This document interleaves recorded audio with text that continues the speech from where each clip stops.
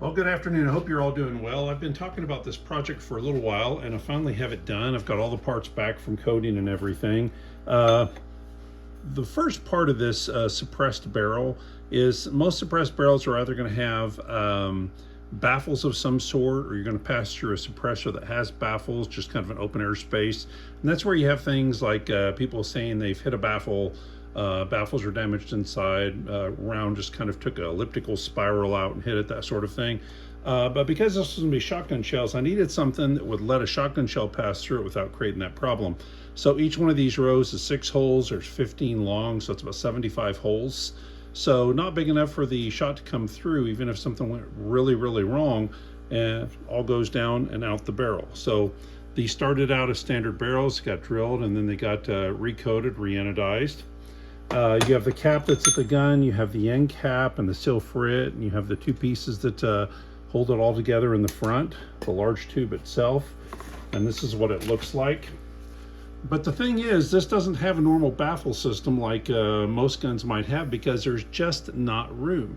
You look at this thing and the barrels take up about 1/2 of the space. These two barrels are very, very close to the side, so you have the space above and below. Not a lot of space to work with. But again, I think it was enough. We're not talking about a firearm with, 10, 20, 30,000 PSI of gas pressure. We're talking about an air gun with 5 that starts diminishing as it goes down. So I think we could work this out. What I've done is 2 things. These are zinc oxide pads, very porous, real strong stuff. They're using auto body. They're using a variety of different things, but it's a porous, I said zinc oxide, aluminum oxide pad. And here's the biggie. This is high-tech paint. This actually was born out of NASA. It has small ceramic hollow spheres in the paint, and the paint itself will actually reduce the noise by about 30%. So these aluminum oxide pads are coated. The barrels themselves are going to be coated from about right here to about right here. So I'll have the coating inside the barrel, and then the tube itself is also coated for most of the tube where the caps are not touching. So this is going to coat the barrel, it's going to coat the tube, it's going to coat the zinc oxide pads, which are shoved down on either side, and that's how this thing gets quiet.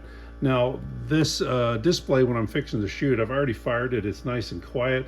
It does not have the paint yet. The paint process will be done on all the models that I sell. So far I made enough stuff for 20 of them.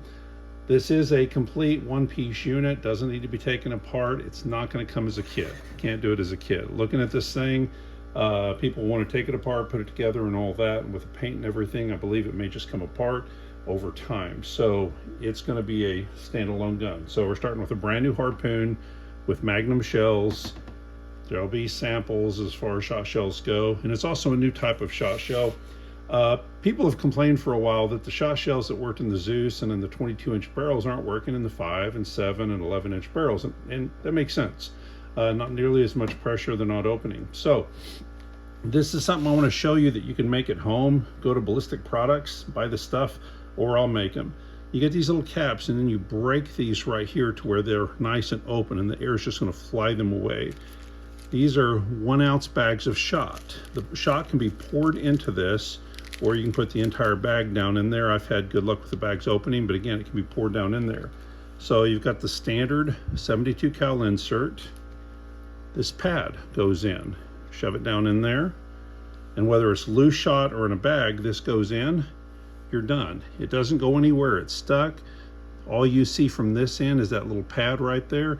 So what's going to happen is if this is fired down the barrel, that pad, that shot is going to stay in the protection of this plastic until it exits the gun. All that air pressure is going to take this and flip it open. This is going to be sacrificial. These things actually break away. This thing will go one way, shot will go into the target. Now I'm fixing to fire this, but keep in mind this is at 5 feet. I don't expect it to open much at 5 feet. Further out, it's going to open more. The point is it's working, it's complete, and I'll have them up and listed pretty quick.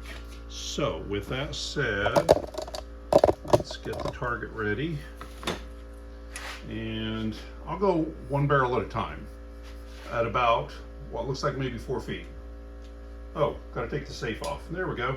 Safe's still working.